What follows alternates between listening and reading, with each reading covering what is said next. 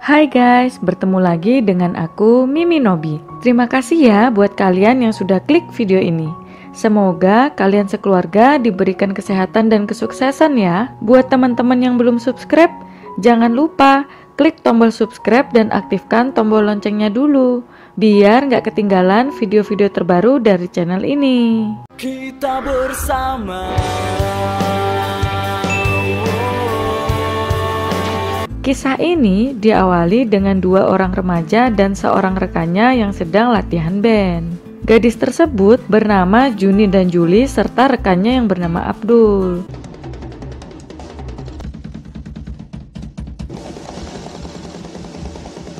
Saat mereka sedang berbincang, tiba-tiba terdengar suara pintu diketuk.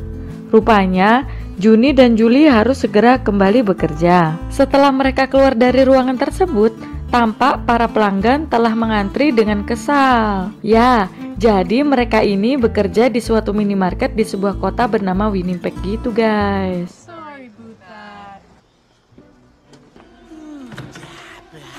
Saat sedang melayani pelanggan, datanglah pria tampan bernama Hunter dan temannya yang bernama Gordon. Hunter adalah senior kelas 3 di sekolah mereka. Ia datang ke minimarket tersebut untuk mengundang Juni dan Juli agar mau datang ke pesta para senior guys. Singkat cerita, Juni dan Juli pun setuju untuk pergi ke pesta Hunter. Malam itu di tempat lain, terlihat seorang pria berjalan di taman. Saat sedang berjalan, tiba-tiba ia dikejutkan oleh suara misterius.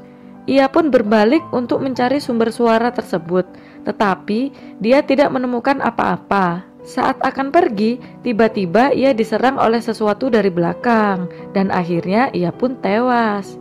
Ih, serem banget ya guys.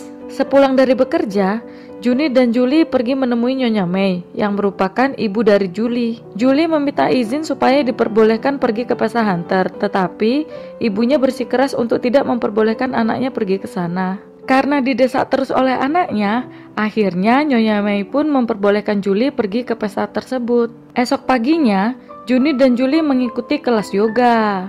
Kelas yoga tersebut dilatih oleh instruktur yang bernama Yogi. Di tengah-tengah latihan, Yogi berkata, jika pagi ini ia membaca berita bahwa ada seorang pria yang tewas di taman kota tadi malam. Singkat cerita, malam harinya di kamar Juni dan Juli sibuk memilih pakaian yang akan dipakai untuk pergi ke pesta. Saat sedang asyik, tiba-tiba ayah Juni yang bernama Samson datang. Si Samson ini adalah pemilik toko di tempat Juni dan Juli bekerja ya guys. Jadi, si Juni bekerja di minimarket milik ayahnya. Oke, sampai sini paham ya? Saat Samson sedang berbincang dengan anaknya, tiba-tiba datanglah pacar Samson yang bernama Marni. Marni melaporkan kepada Samson bahwa Juni dan Juli lagi-lagi membuat kesal pelanggan karena telah menutup minimarket. Hal tersebut karena Juni dan Juli lebih sering bermain band di gudang belakang minimarket. Mereka pun akhirnya berdebat. Namun, Marni yang sudah malas berdebat, akhirnya memilih pergi meninggalkan mereka semua. Setelah itu, Samson yang tak tega akhirnya langsung menyusul Marni ke kamarnya, dan mereka pun akhirnya bercocok tanam.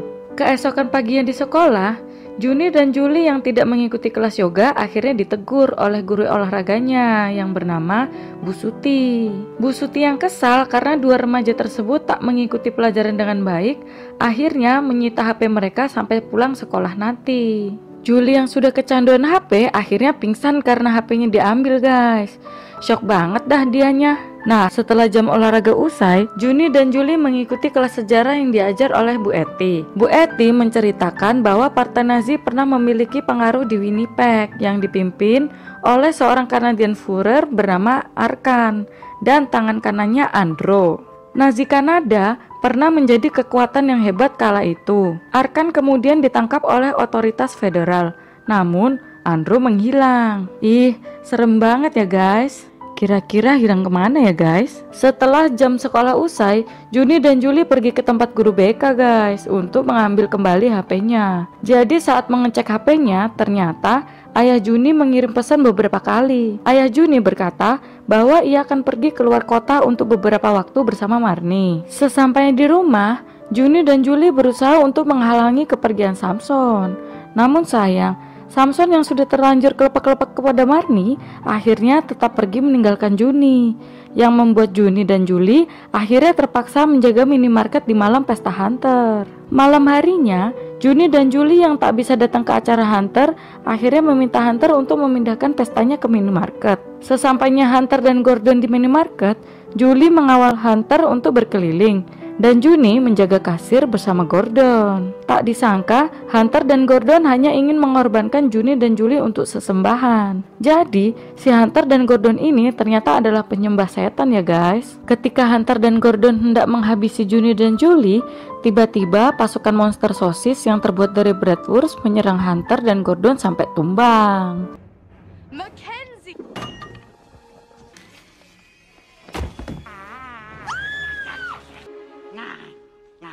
Setelah menyerang Hunter dan Gordon, Bratsis selalu mengejar Juni dan Julie. Namun dengan kemampuan juga mereka, akhirnya Juni dan Julie berhasil mengalahkan sekelompok para sosis.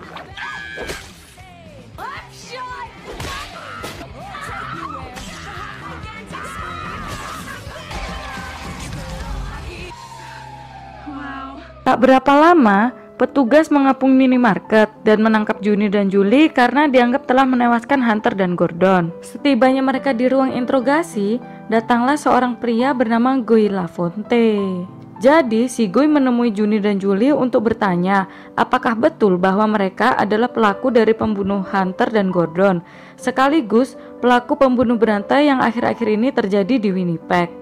Setelah mendapatkan beberapa bukti tentang monster sosis, Guy percaya kesaksian dua remaja tersebut dan ia ingin membantu mereka untuk membuktikan ketidakbersalahan mereka. Setelah menyelinap keluar dari kantor polisi tersebut, Guy membawa mereka kembali ke minimarket. Saat sedang berganti pakaian, tiba-tiba Juni dan Julie berteriak histeris. Mendengar teriakan tersebut, Guy lalu menyusul mereka ke kamar mandi. Sesampai di kamar mandi, Guy melihat Juni dan Julie telah menghilang. Saat kebingungan mencari dua remaja tersebut, tiba-tiba Guy dibius oleh monster sosis dan tak sadarkan diri. Ternyata mereka semua diculik dan dibawa ke ruang bawah tanah di bawah minimarket tersebut. Di bawah tanah, Guy dan dua remaja tersebut bertemu dengan master monster sosis alias si Andro. Andro berkata kepada Guy, Juni dan Julie bahwa ia pernah bermimpi menjadi seniman. Namun karena karyanya diajak oleh berbagai kritikus, akhirnya ia memutuskan untuk menjadi ilmuwan gerakan Nazi Kanada. Nazi menyembunyikannya di sarang bawah tanah guna menciptakan tentara kloning untuk menaklukkan Kanada dan Amerika Serikat.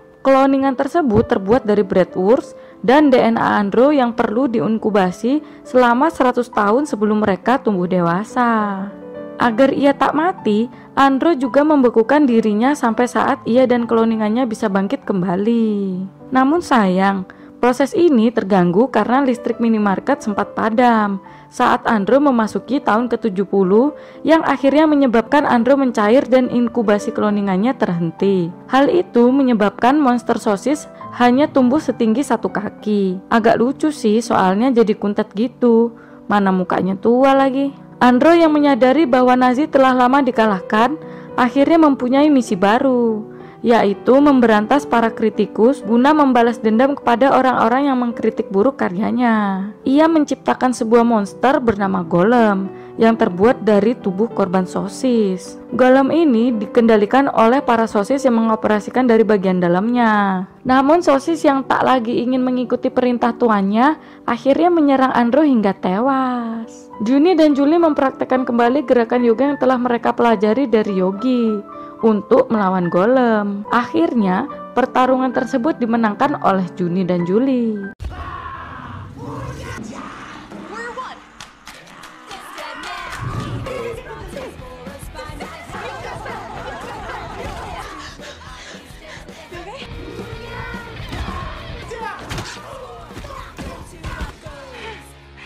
Setelah kejadian tersebut, mereka pun dianggap sebagai pahlawan di Winnipeg. Juni dan Julie kembali ke kehidupan normal mereka dan membuat band remaja bersama Guy Lafonte.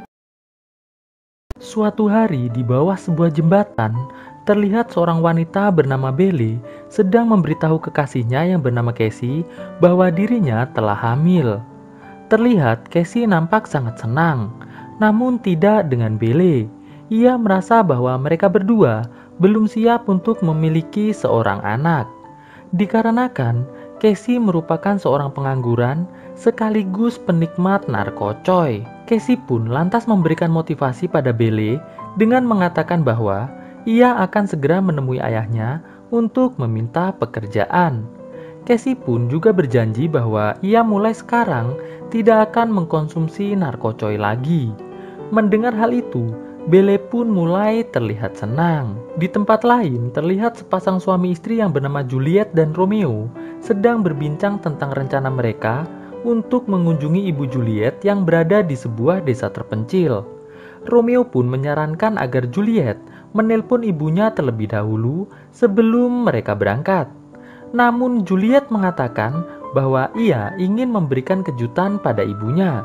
Jadi ia tidak mau menelpon terlebih dahulu. Di sebuah pemakaman, terlihat Casey yang akan menemui ayahnya terlebih dahulu berkunjung ke makam ibunya untuk memberitahu bahwa ia sebentar lagi akan menjadi seorang ayah. Casey pun berjanji bahwa ia akan menjadi ayah yang terbaik untuk anaknya kelak. Setelah itu, Casey pun kembali melanjutkan perjalanannya. Sesampainya Casey di sebuah peternakan kuda tempat ayahnya bekerja, ia langsung memohon pada ayahnya yang bernama Hugh agar bersedia meminta izin pada Nyonya Dixon yang merupakan bos ayahnya untuk mempekerjakan ia di tempat tersebut. Namun, Hugh mengatakan bahwa ia tidak ingin membantu Casey mendapatkan pekerjaan, dikarenakan ia tidak ingin Casey yang merupakan penyuka narkocoy nantinya akan membuat kekacauan di tempat tersebut. Mendengar hal itu, Casey pun kembali memohon dengan mengatakan bahwa ia berjanji tidak akan mengkonsumsi narkocoy lagi. Ia kini hanya ingin bekerja dan menjadi ayah yang baik untuk anaknya nanti.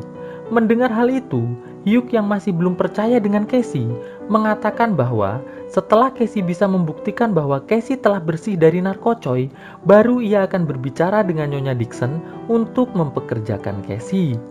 Tidak selang berapa lama, Nyonya Dixon muncul lalu menyuruh Hugh agar segera menyiapkan mobil, karena ia akan pergi keluar kota selama beberapa hari.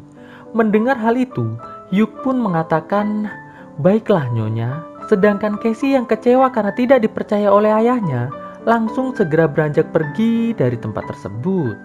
Singkat cerita, saat Nyonya Dixon akan pergi, Hugh memohon pada Nyonya Dixon agar bersedia memberikan pekerjaan untuk Casey. Mendengar hal itu, Nyonya Dixon yang sudah mengenal Casey sejak kecil dengan senang hati mengatakan bahwa ia sangat setuju jika Casey mau bekerja di peternakan kuda miliknya. Di tempat tinggal Casey, terlihat Casey yang baru sampai langsung mengatakan pada Belle bahwa ia gagal mendapatkan pekerjaan dari ayahnya. Namun, kini ia memiliki sebuah ide yang pastinya bisa membuat Belle bahagia. Belle pun lantas bertanya, apa ide Casey? Casey pun mengatakan bahwa malam ini rumah Nyonya Dixon akan kosong, dikarenakan Nyonya Dixon sedang berada di luar kota. Maka dari itu, Casey berniat untuk mengambil beberapa perhiasan mahal dari rumah Nyonya Dixon, lalu pergi bersama Belle ke Meksiko dan hidup bahagia di sana selamanya. Belle yang terlihat ragu langsung diyakinkan Casey dengan mengatakan bahwa setelah rencana tersebut berhasil, Casey berniat akan membangun sebuah rumah yang sangat indah di pinggir pantai. Mendengar hal itu, Belle pun akhirnya menyetujui rencana Casey tersebut, dan mereka berdua pun mulai melakukan percocok tanaman dengan cukup santai. Di kediaman rumah Nyonya Dixon, terlihat Juliet yang merupakan anak dari Nyonya Dixon bersama dengan suaminya yang bernama Romeo telah tiba di rumah Nyonya Dixon. Namun saat Juliet sedang mencari keberadaan ibunya, tiba-tiba Hugh muncul lalu mengatakan pada Juliet dan Romeo bahwa Nyonya Dixon sedang pergi keluar kota untuk beberapa hari. Mendengar hal itu, Juliet pun mengucapkan terima kasih kepada Hugh dan Hugh pun segera pergi untuk kembali bekerja. Malam harinya, terlihat Casey dan Belle yang telah sampai di depan rumah Nyonya Dixon langsung segera berusaha masuk ke dalam rumah. Namun saat Casey dan Belle baru masuk ke rumah, Juliet yang mendengar suara pintu terbuka langsung membangunkan Romeo. Alhasil, Romeo dan Juliet pun segera bergegas memeriksa seluruh sudut ruangan.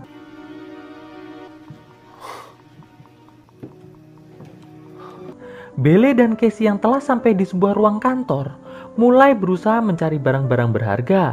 Sedangkan Juliet yang sedang mengikuti Romeo dari belakang tidak sengaja menendang sebuah benda. Belle dan Casey yang mendengar ada suara langsung segera bergegas keluar dari ruangan tersebut. Namun sial, saat Belle dan Casey sampai di ruang tamu, ia malah berpapasan dengan Romeo dan Juliet. Alhasil, Romeo pun langsung segera menangkap Casey. Casey yang berusaha meminta ampun pada Romeo terus diabaikan oleh Romeo. Casey yang sudah sangat terpojok akhirnya menyerang Romeo menggunakan senter sampai lemes. Awalnya mereka semua mengira Romeo hanya pingsan saja, tapi saat Casey memeriksanya, ternyata Romeo telah tewas. Casey yang tidak menyangka serangannya tadi berakibat fatal, dengan wajah yang sangat panik, terus-terusan meminta maaf pada Juliet. Di tengah-tengah kepanikan tersebut, tiba-tiba Belle menyebut nama Casey dengan tujuan mengajak Casey untuk segera pergi dari rumah Nyonya Dixon. Juliet yang akhirnya tahu bahwa pria di depannya itu adalah Casey, langsung bertanya, mengapa Casey tega melakukan semua ini? Padahal mereka berdua merupakan sahabat semasa kecil. Casey yang semakin ketakutan karena Juliet telah mengenalinya, langsung mengatakan pada Belle bahwa ia terpaksa harus segera menghabisi Juliet agar tidak ada saksi yang akan membuat ia masuk ke dalam penjara. Mendengar hal itu, Juliet pun langsung segera berlari keluar dari rumahnya.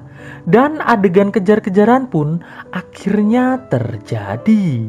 Namun hal tersebut tidak berlangsung lama, karena dengan sangat mudah Casey berhasil menangkap Juliet dan langsung menggetok kelapanya sampai pingsan. Ketika Juliet tersadar, ia mendapati dirinya telah terikat di sebuah tiang yang ada di gudang. Di sini, Juliet mendengar suara dari Casey yang mengatakan pada Belle bahwa satu-satunya cara untuk mengakhiri ini semua adalah menghabisi nyawa Juliet saat ini juga. Namun, hal itu sontak ditentang oleh Belle yang merasa kasihan dengan Juliet. Juliet yang menyadari Casey dan Belle sedang ketakutan, lantas mengatakan bahwa jika Casey bersedia melepaskannya, ia berjanji tidak akan mengadukan semua yang telah terjadi pada pihak kepolisian. Belle yang mendengar hal itu langsung mencoba membujuk Casey agar melepaskan Juliet dan segera pergi dari tempat tersebut. Namun Casey yang tidak percaya dengan ucapan dari Juliet menyuruh Belle untuk menjaga Juliet, sedangkan ia akan segera masuk kembali ke dalam rumah untuk mengambil benda-benda berharga dari dalam rumah Nyonya Dixon. Setelah Casey pergi, Juliet mencoba membujuk Belle dengan mengatakan bahwa dirinya merupakan seorang pengacara yang bisa membantu Belle dan Casey terlepas dari segala macam tuduhan jika Belle bersedia untuk melepaskannya saat ini juga. Belle pun mengatakan bahwa ia tidak berani untuk melakukannya, dikarenakan ia sangat mencintai dan menghormati semua keputusan dari Casey.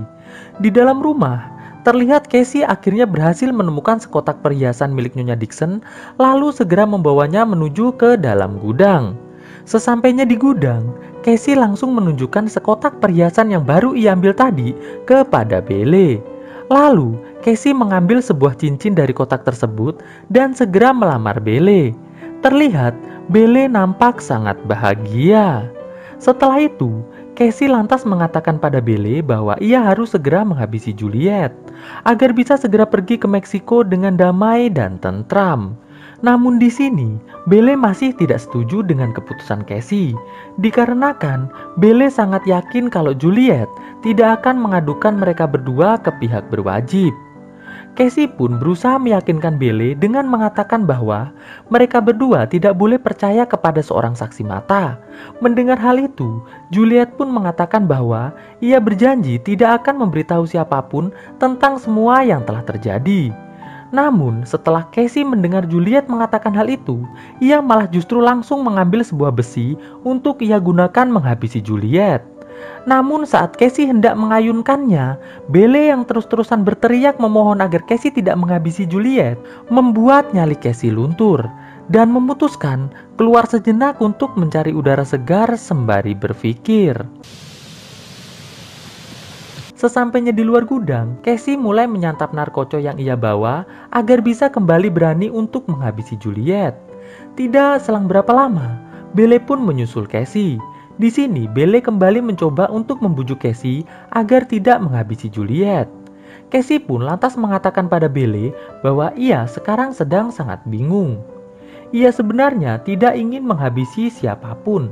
Namun jika ia membiarkan Juliet tetap hidup, maka sudah dapat dipastikan ia dan Belle tidak akan bisa bertemu dengan anak yang akan Belle lahirkan nanti. Dikarenakan mereka berdua harus menjalani hidup di penjara. Mendengar hal itu, Belle yang telah paham dengan keputusan Casey langsung segera kembali ke dalam gudang untuk menjaga Juliet agar tidak kabur. Sedangkan Casey akan tetap di luar untuk mengumpulkan keberanian menghabisi Juliet. Sesampainya Belle di dalam gudang, Juliet mulai kembali memohon kepada Belle agar melepaskannya. Di sini terlihat Belle mulai merasa sangat kasihan pada Juliet yang terus-terusan memohon kepada dirinya. Di luar gudang, nampak Casey yang sudah kembali mendapatkan keberanian langsung segera bergegas menuju ke dalam gudang. Dan alangkah terkejutnya Casey saat melihat ternyata Juliet sudah tidak ada di tempat tersebut. Casey yang kecewa dengan Belle mulai terlihat sangat marah. Belle yang ketakutan melihat Casey marah sontak langsung menangis. Alhasil, Casey yang sangat mencintai Belle pun langsung memohon maaf pada Belle. Setelah Belle berhenti menangis, Casey lantas mengajak Belle untuk kembali menangkap Juliet dengan terlebih dahulu memasukkan semua perhiasan yang ada di kotak ke dalam saku jaket mereka berdua.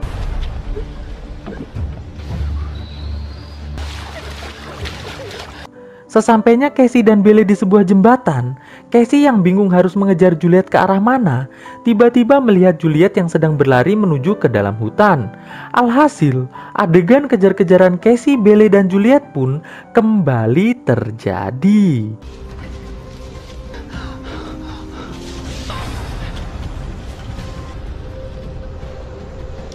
Singkat cerita, Juliet yang telah sampai di sebuah bangunan di dalam hutan langsung memasukinya untuk bersembunyi. Tidak selang berapa lama, Casey yang telah sampai lantas menyuruh Belle untuk menunggu di luar, sedangkan ia akan masuk dan menghabisi Juliet. Setelah Casey masuk, Casey yang melihat Juliet bersembunyi di bawah meja langsung menangkap dan menyerangnya. Namun sayang, di sini Juliet berhasil mengalahkan Casey dengan menculek mata Casey lalu memukul kelapa Casey menggunakan sekop sampai Casey tumbang. Setelah itu, Juliet pun langsung segera berlari keluar melalui pintu belakang. Sedangkan Belle yang memutuskan untuk masuk ke dalam langsung menolong Casey. Casey yang kembali sadar pun langsung mengajak Belle untuk kembali mengejar Juliet. Alhasil, Casey, Belle, dan Juliet pun kembali melakukan adegan kejar-kejaran.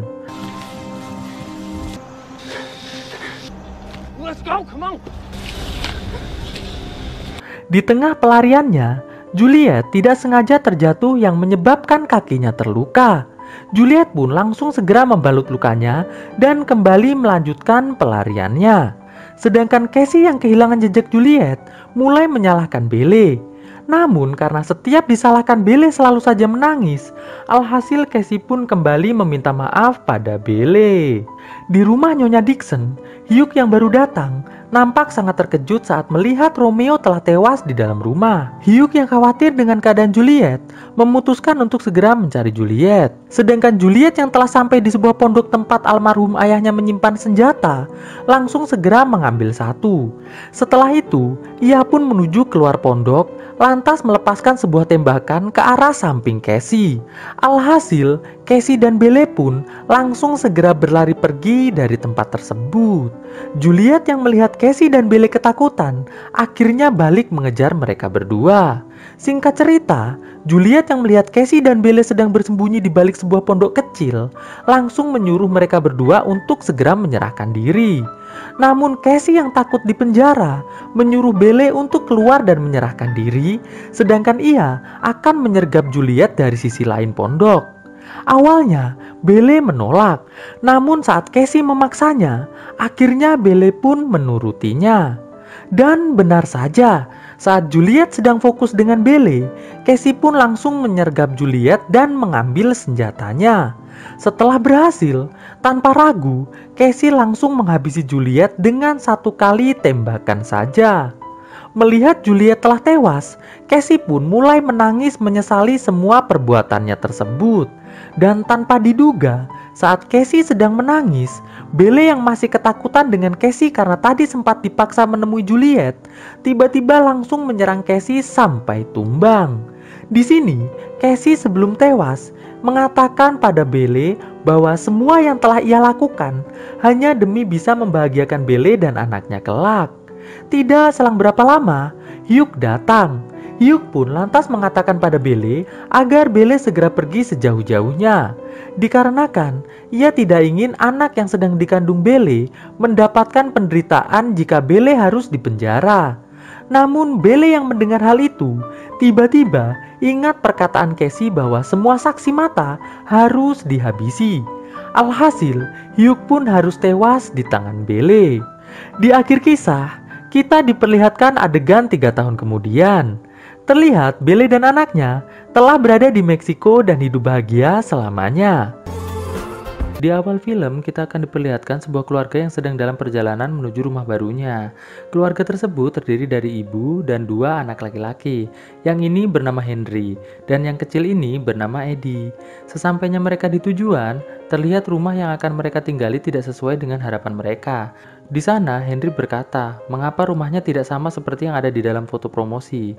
Lalu ibunya berkata bahwa ini hanya sementara, hanya sampai mereka mendapatkan tempat yang lebih baik. Terlihat di sini, Eddie sedang mengambil seekor siput dan ingin memeliharanya.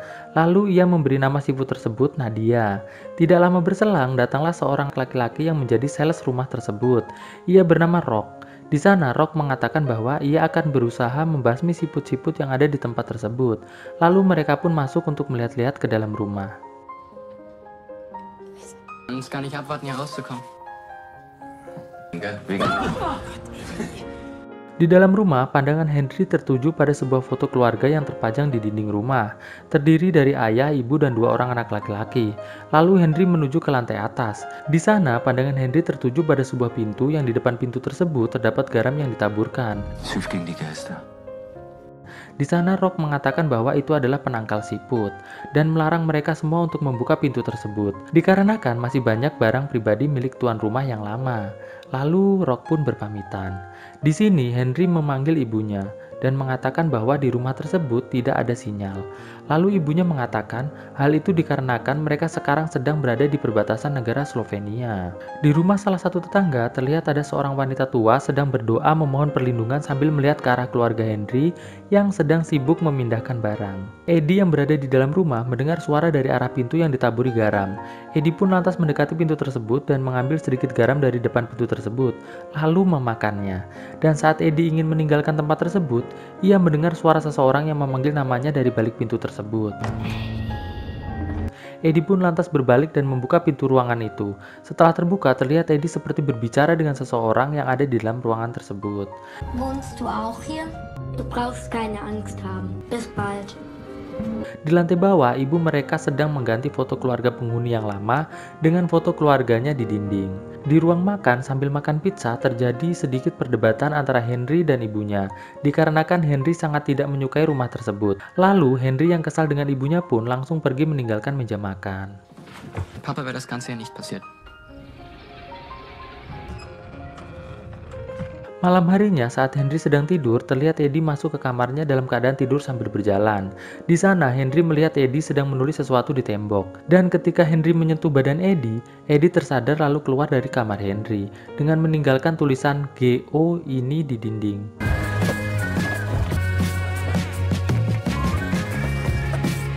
Esok paginya saat Henry masuk ke sebuah toko roti, terlihat semua orang terus memandangi Henry dengan sangat aneh. Henry yang tidak nyaman pun menyegerakan diri untuk keluar dari toko tersebut. Ja, herrlich. Herrlich ruhig. Di ruang makan saat makan siang, Henry mengatakan bahwa semalam Eddie tidur berjalan dan mencoret-coret dinding. Mendengar hal tersebut, ibu mereka terlihat cukup terkejut. Singkat cerita, saat Henry ingin mengajak Eddie berjalan-jalan, tiba-tiba Eddie berlari menuju makam. Saat Henry menghampiri Eddie berkata bahwa foto yang ada di makam tersebut sangat mirip dengan penghuni loteng rumahnya yaitu Roland.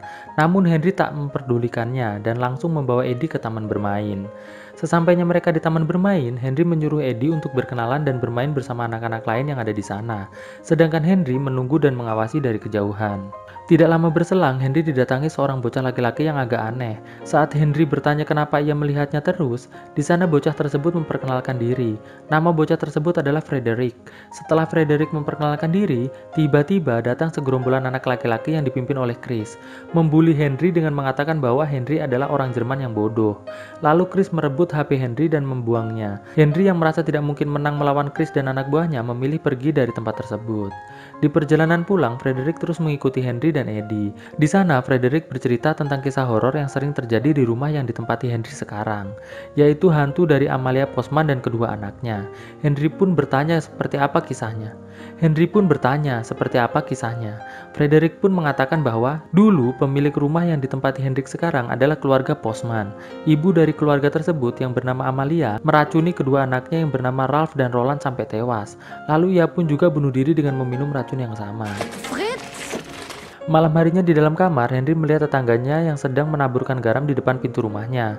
Henry pun lantas mencari informasi di internet mengenai keluarga Postman. Alhasil, ia menemukan kisahnya, dan kisah tersebut sama persis dengan kisah yang diceritakan Frederick siang tadi. Henry pun lantas memberitahu ibunya bahwa rumah tersebut berhantu, namun ibunya sama sekali tidak percaya. Henry mencoba meyakinkan dengan mengatakan, sejak mereka pindah di rumah tersebut, Eddie mulai tidur berjalan dan melakukan hal-hal yang aneh. Namun sayang, ibunya tetap tidak mempercayai kisah tersebut. Sag Eddie bloß nichts davon. Ja, okay. Saat ibu mereka sedang ingin bercermin, ia terkejut dikarenakan melihat foto keluarganya sudah kembali berubah menjadi foto dari keluarga Postman kembali. Dengan sedikit rasa ketakutan, ia mengambil foto tersebut. Saat Henry tidur, Henry kembali dikejutkan dengan suara berisik adiknya yang kembali menulis di dinding kamarnya. Namun kali ini sambil mengucapkan sebuah kalimat dalam bahasa Slovenia. Henry yang ketakutan pun lantas merekam kejadian tersebut menggunakan ponselnya. Saat Henry mendekati Eddie pun lantas berbalik dan terlihat di sini mata Eddie hitam semuanya. Gak ada putihnya sama sekali.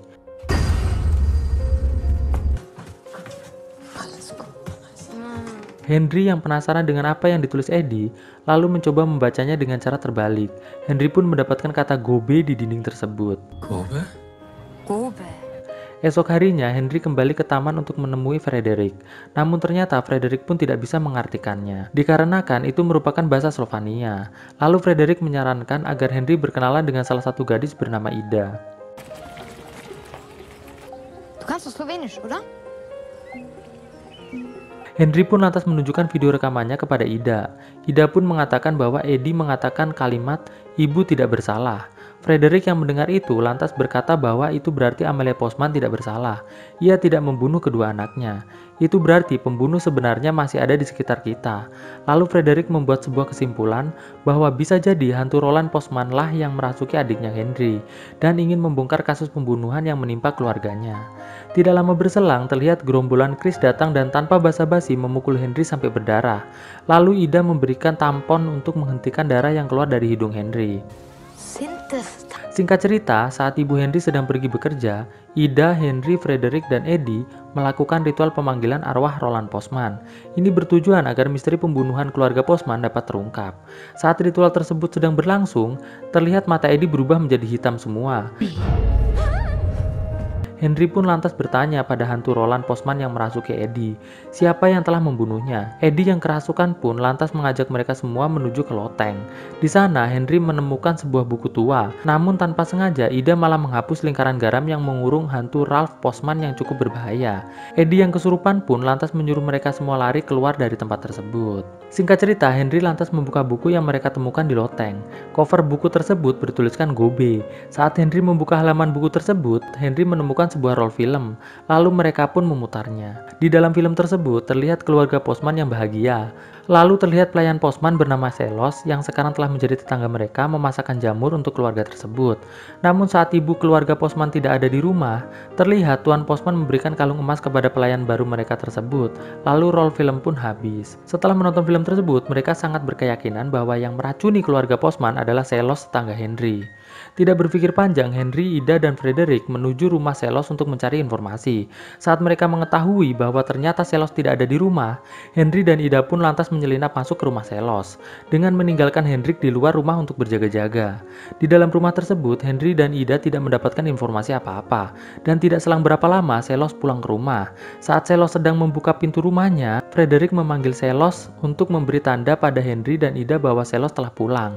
Namun karena suara Frederick sangat keras, tidak sengaja Hendrik malah menjatuhkan toples yang ada di rumah tersebut. Selos yang mendengar hal tersebut lantas buru-buru masuk dan berhasil menangkap mereka semua. Mereka pun akhirnya meminta maaf pada Selos. Di sana Selos bertanya pada mereka apa tujuan mereka masuk ke dalam rumahnya. Frederick pun lantas menjawab bahwa ia mencurigai Selos sebagai orang yang meracuni keluarga Postman. Di sana Selos berkata bahwa ia memang sempat menjadi pelayan rumah keluarga Postman. Namun tidak lama ia bekerja, ia digantikan oleh pelayan baru yang sangat cantik. Saat Frederick bertanya siapa pelayan baru tersebut, Selos langsung mengusir mereka keluar dari rumah tersebut. Singkat cerita, Henry yang sedang dalam perjalanan menuju kafe berpapasan dengan mobil yang mencurigakan.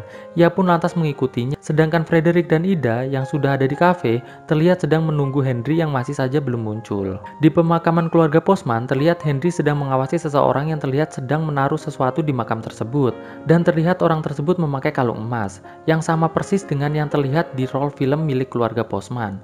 Di sana Henry berkata pada Frederick melalui telepon bahwa ia akan masuk ke dalam mobil orang tersebut, lalu menemukan siapa pembunuh keluarga Postman yang sebenarnya. Sesampainya Hendrik di rumah pelaku pembunuhan keluarga Postman, ia lantas turun dari mobil dan mulai mencari tahu siapa sebenarnya orang tersebut. Henry pun lantas menyelinap masuk ke dalam rumah. Ida yang sangat khawatir dengan Henry lantas menggunakan sepedanya untuk mencari Henry. Sedangkan Henry yang ada di dalam rumah pelaku menemukan sebuah surat yang berisi tentang perselingkuhan antara Tuan Postman dengan wanita pemilik rumah tersebut. Namun saat Henry sedang membaca surat tersebut, tiba-tiba dari belakang ia dikejutkan oleh seorang wanita tua. Wanita tua tersebut menyebut Henry dengan nama Ralph. Henry yang ketakutan pun lantas lari keluar rumah. Saat Henry keluar dari rumah tersebut, terlihat Tuan Rock datang. Lalu Henry meminta tolong pada Tuan Rock dengan mengatakan bahwa di dalam rumah ada wanita yang menjadi pembunuh keluarga Postman. Namun saat Tuan Rock memanggil wanita tua tersebut ibu, Henry yang ketakutan lantas lari dari tempat tersebut. Henry yang masih terus berlari, di tengah jalan ia bertemu dengan Ida dan memberitahu siapa yang sebenarnya pembunuh keluarga Postman. Lantas Henry dan Ida pun berlari menuju ke hutan. Di sana terlihat Tuan Rock dengan membawa senapan mengejar mereka. Di kafe, ibu Henry yang mulai khawatir karena Henry tidak datang ke kafe, mendengar Eddie sambil tidur mengatakan bahwa Henry dalam bahaya. Lalu ibu Henry langsung bergegas keluar kafe, yang disusul seorang laki-laki tua kenalannya di kafe tersebut. Di luar kafe, ibu Henry bertanya pada Frederick, "Di mana Henry?" Frederick pun menjawab bahwa Henry sedang berada di rumah keluarga Rock. Lalu mereka pun bersama polisi berangkat menuju ke rumah keluarga Rock. Di hutan, Henry dan Ida masih terus dikejar oleh Tuan Rock. Di tengah jalan, Henry menjatuhkan ponselnya, yang akhirnya ditemukan oleh Tuan Rock. Singkat cerita, sampailah Henry dan Ida di sebuah gua. Tidak lama berselang, Rock pun lantas menyusul mereka ke dalam gua itu. Di dalam gua, Henry tergelincir jatuh dan kakinya terjepit batu. Henry dan Ida pun meminta bantuan pada Tuan Rock. Namun Rock malah meninggalkan mereka berdua yang terjebak di dalam gua tersebut. Di sana, Henry menyuruh Ida untuk pergi mencari bantuan, lalu Ida pun pergi. Singkat cerita, saat Tuan Rock sampai di rumahnya, ia merasa terkejut dikarenakan di rumahnya sudah banyak polisi. Tuan Rock yang merasa ketakutan pun mencoba untuk kabur. Namun sial, saat ia memundurkan mobilnya dihadang oleh traktor milik Chris, dan polisi pun akhirnya berhasil menangkapnya. Lalu terlihat Ida datang dan memberitahu pada ibu Henry keadaan Henry saat ini. Lalu Henry pun akhirnya berhasil diselamatkan. Saat semuanya sudah berkumpul, tiba-tiba terlihat Eddie mulai kerasukan lagi. Lalu berbicara dengan ibu dari Rock, mengapa ia membunuh mereka. Ibu Rock pun menjawab bahwa ia sebenarnya tidak berniat membunuh anak-anak dari keluarga Postman. Yang ingin ia bunuh hanya ibu dari keluarga Postman, agar ia bisa menjadi istri satu-satunya Tuan Postman. Namun dikarenakan anak-anak juga ikut makan makanan yang telah ia beri racun, maka mereka pun akhirnya ikut meninggal juga. Terlihat ibunya Rock sangat menyesali perbuatannya dan meminta maaf pada hantu Roland yang merasuki Eddie. Lalu Eddie pun sadar. Di scene akhir terlihat Henry, Eddie, Ida, dan Frederick berhadapan dengan hantu keluarga Postman. Henry mengatakan pada mereka, semua pelaku pembunuhan keluarga Postman telah ditangkap polisi. Lalu hantu tersebut menghilang. Suatu pagi, terlihat keluarga Simon sedang menyiapkan acara Natal di rumahnya. Simon dan istrinya yang bernama Nell juga telah mengundang sahabat dan kerabat mereka untuk merayakan malam Natal bersama. Nell sedang berias sementara Simon berlarian di halaman mengejar Belinda. Belinda ini adalah ayam peliharaan mereka. Di saat mereka semua sedang sibuk, Art si putra sulung yang sedang memotong wortel di dapur tak sengaja melukai jarinya karena kaget mendengar kegaduhan ayahnya di luar.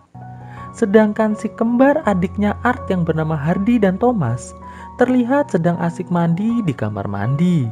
Di tengah kesibukan tersebut, satu persatu tamu berdatangan.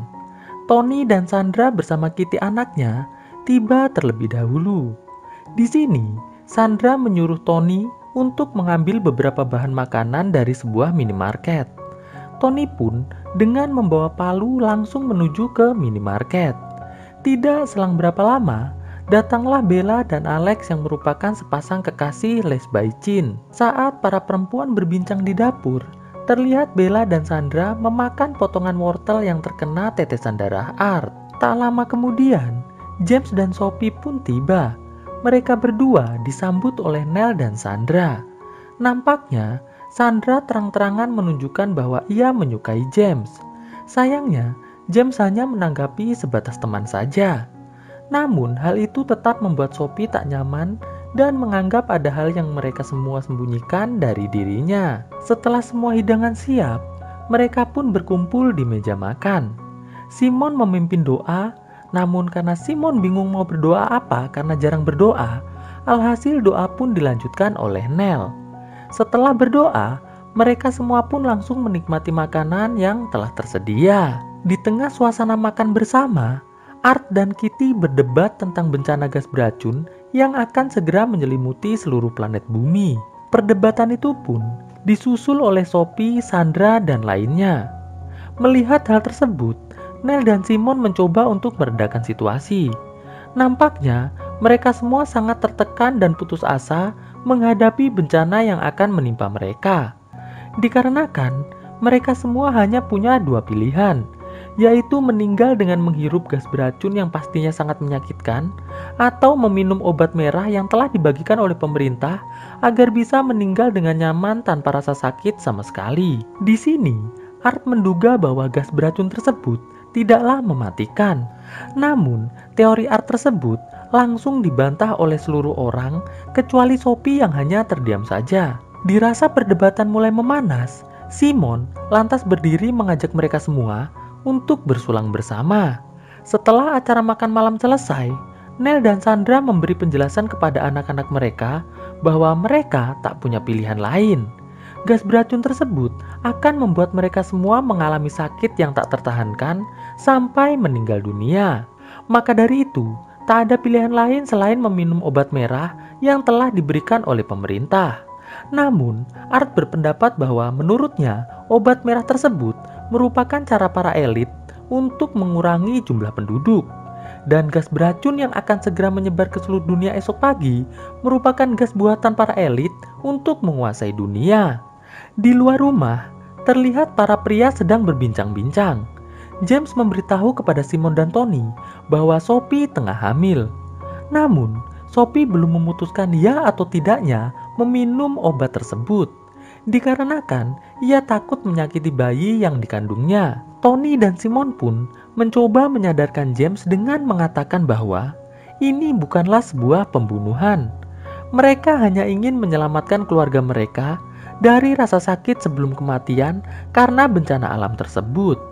Melihat James masih galau, Tony dan Simon pun meninggalkan James sendirian di dalam kebun. Saat para anak-anak sedang membuka kado, terlihat Art semakin cemas karena membaca berita di koran pembungkus kadonya tentang badai beracun yang akan menyerang planet bumi. Ia pun lantas melempar kado tersebut dan pergi meninggalkan mereka semua. Alhasil, ayah Art pun langsung mengejar Art untuk menenangkannya. Di tangga, Simon menjelaskan pada Art bahwa mereka semua tak punya pilihan lain. Namun, di sini Art yang masih ketakutan dengan acara minum obat bersama esok pagi langsung dipeluk oleh ayahnya. Tepat tengah malam, mereka pun mulai menyalakan kembang api dan menikmati suasana malam dengan cara mereka masing-masing. Setelah itu, mereka pun berkumpul kembali di ruang keluarga untuk bernostalgia tentang masa kecil mereka. Di momen tersebut, tiba-tiba Sandra bertanya pada James, mengapa James tidak pernah mau bercocok tanam dengan dirinya. Tony yang terkejut dengan pertanyaan istrinya, langsung meminta maaf pada James. Sandra yang sudah putus asa karena hidupnya tinggal sebentar lagi, tetap berusaha menggoda James. Alhasil, Tony yang kecewa dengan istrinya pun mulai marah. Melihat Tony marah, Bella pun langsung mencoba menyadarkan Tony dengan mengatakan bahwa semua orang pernah melakukan perbuatan yang disesali. Seperti saat ia dan Tony yang pernah bercocok tanam tanpa sepengetahuan Sandra. Mendengar hal tersebut, sontak Nell, Simon, James, dan Alex pun tertawa mendengar pernyataan Bella tersebut. Sedangkan Sandra terlihat kecewa karena tak menyangka bahwa suaminya akan melakukan hal tersebut dengan Bella yang pada dasarnya seorang lesbaicin. Alhasil, Tony dan Sandra pun mulai bertengkar. Melihat hal tersebut, Nell pun langsung mengajak semuanya untuk bersulang supaya Tony dan istrinya berbaikan lagi di masa terakhir hidup mereka. Di kamar, Art diam-diam menyimak iklan pemerintah tentang obat merah dari handphonenya. Saat sedang fokus, tiba-tiba pintu kamarnya diketuk oleh Sophie yang ingin berbicara dengan Art. Di sini, Sophie mengatakan pada Art bahwa ia tidak akan meminum obat tersebut dikarenakan ia tidak ingin membunuh bayi yang sedang dikandungnya. Mendengar hal tersebut, Art pun terlihat sedih dikarenakan ia seketika merasa bahwa kedua orang tuanya tidak menyayangi dirinya seperti halnya Sophie yang menyayangi bayinya. Tidak selang berapa lama, ayah Art datang dan mengajak Art untuk menelpon neneknya. Di kamar Bella dan Alex, Alex mengatakan pada Bella bahwa ia ingin istirahat di kamar saja sampai acara meminum obat bersama dilaksanakan. Melihat Alex sudah sangat putus asa, Bella pun mencoba menenangkan Alex dengan mengatakan bahwa semua akan baik-baik saja. Di kamar keluarga Simon, terlihat mereka semua sedang menelpon ibu dari Nell yang bernama Nicole. Namun, tidak selang berapa lama, tiba-tiba Nicole berpamitan pada mereka semua sembari meninggalkan video call yang masih menyala. Rupanya, kabut gas beracun sudah menyebar di kawasan rumah Nicole. Nicole yang ketakutan melihat kabut beracun layaknya badai, akhirnya meminum obat tersebut. Dan saat itu juga, rumah Nicole diselimuti oleh kabut asap. Setelah kepanikan Art dan saudara-saudaranya karena sang nenek tiba-tiba pergi meninggalkan sambungan telepon, Simon yang melihat istrinya sangat sedih, langsung memberikan pelukan untuk menenangkan istrinya. Di sisi lain, Art langsung pergi ke kamar James dan Sophie untuk bertanya pada James yang seorang dokter, apakah ada pilihan lain selain meminum obat tersebut. Namun, James berkata bahwa menurut riset para ahli, mereka semua tidak punya pilihan lain. Mendengar hal tersebut, Art pun nampak sangat sedih. Melihat Art sedih, James pun memutuskan untuk bergabung bersama teman-temannya di ruang pesta untuk menghilangkan stres atas semua yang akan terjadi. Tidak selang berapa lama, Nell yang sadar Art tidak terlihat langsung menuju ke kamar James. Art yang melihat ibunya datang langsung mengatakan bahwa ia dan Sophie telah memutuskan untuk tidak meminum obat tersebut. Mendengar hal tersebut, Nell yang marah langsung mengajak Art dan keluarganya untuk berbicara di sebuah mobil. Alhasil, perdebatan antara Art dan orang tuanya pun terjadi. Di sini, Art bersikeras tak ingin meminum obat tersebut. Namun, karena orang tuanya terus memaksa, Art yang semakin takut dengan orang tuanya langsung berlari keluar dari mobil menuju ke arah hutan. Saat tidak tahu mau lari kemana, tiba-tiba ia melihat sebuah mobil merah berhenti di pinggir jalan. Ia pun mengintip ke dalam jendela mobil tersebut. Rupanya, terdapat seorang ayah, ibu, dan dua anaknya yang meninggal setelah minum obat tersebut. Art pun sontak berteriak histeris. Dan tanpa ia sadari, ia telah menghirup gas beracun yang ternyata sudah mulai menyebar di daerah rumahnya. Simon yang mendengar teriakan Art bergegas menghampiri dan menggendong Art menuju ke dalam rumah. Ia pun langsung menyuruh Nell agar masuk ke dalam rumah dan memberitahu kepada yang lainnya bahwa waktunya minum obat telah tiba. James yang melihat Simon panik langsung mengambil Art lalu membawanya masuk ke dalam kamar dan meninggalkan Art di kamar tersebut. Terlihat Art mulai kejang karena efek dari gas tersebut. Di depan kamar, Nell yang melihat Sophie mulai menyalahkan Sophie karena telah memberikan pengaruh buruk pada Art. Setelah itu, terlihat setiap keluarga bersiap untuk meminum obat bersama dengan orang-orang yang dicintainya di kamar masing-masing. Di kamar Art, Nell yang melihat Art sudah tidak bergerak langsung membawanya menuju ke kamar khusus keluarga Simon. Sedangkan di kamar James dan Sophie, terlihat James mulai meyakinkan Sophie untuk mau minum obat tersebut. Dikarenakan jika Sophie tidak meminumnya, maka James juga akan rela menahan sakitnya gas beracun tersebut bersama dengan Sophie. Mendengar hal tersebut, Sophie pun akhirnya bersedia untuk meminum obat tersebut.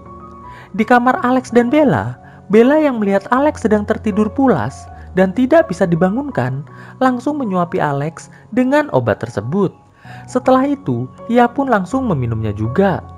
Sedangkan di kamar keluarga Tony, terlihat mereka bertiga yang telah meminum obat tersebut sedang berbaring menunggu reaksi dari obat tersebut. Kita kembali ke kamar Alex dan Bella. Terlihat Alex yang baru bangun tiba-tiba langsung lari menuju ke kamar mandi untuk muntah. Sedangkan di kamar keluarga Simon, saat ayah Art akan meminumkan obat tersebut pada Art, tiba-tiba mereka semua terkejut dikarenakan wajah Art sudah mengeluarkan darah. Menyangka bahwa Art telah meninggal dunia, mereka semua pun langsung segera meminum obat tersebut. Di kamar Alex dan Bella yang sadar bahwa Alex telah memuntahkan obatnya dan sudah tidak memiliki stok obat lagi, akhirnya mengajak Alex untuk menari.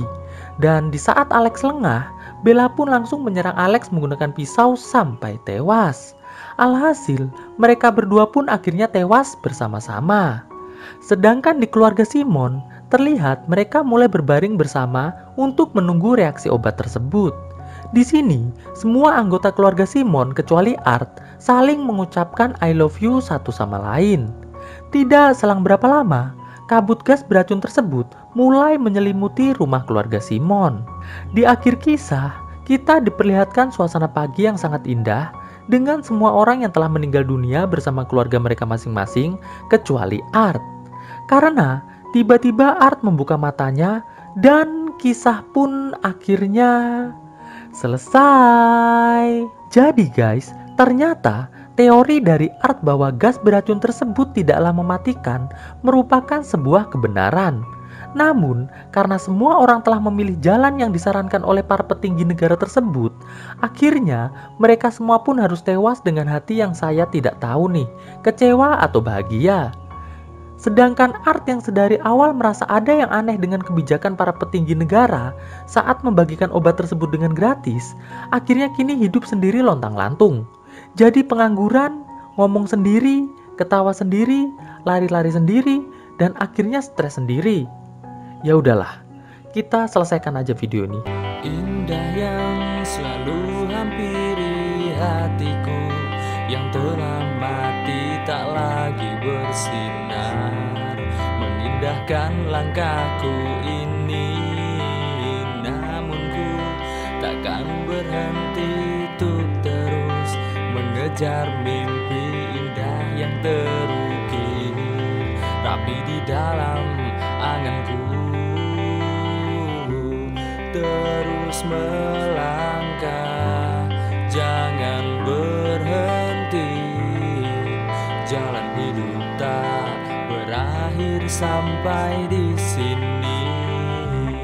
Masih kan ada indah di sana yang menanti untuk dimiliki selamanya.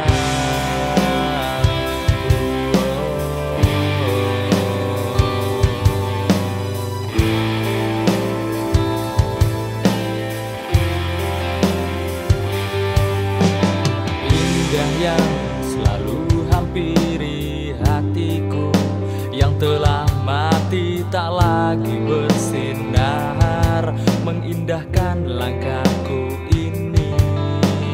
Namun ku takkan berhenti untuk terus mengejar mimpi indah yang terukir api di dalam anganku. Terus melangkah, jangan berhenti. Jalan hidup tak berakhir sampai di sini. Masih kan ada indah di sana yang menanti tuh dimiliki selalu.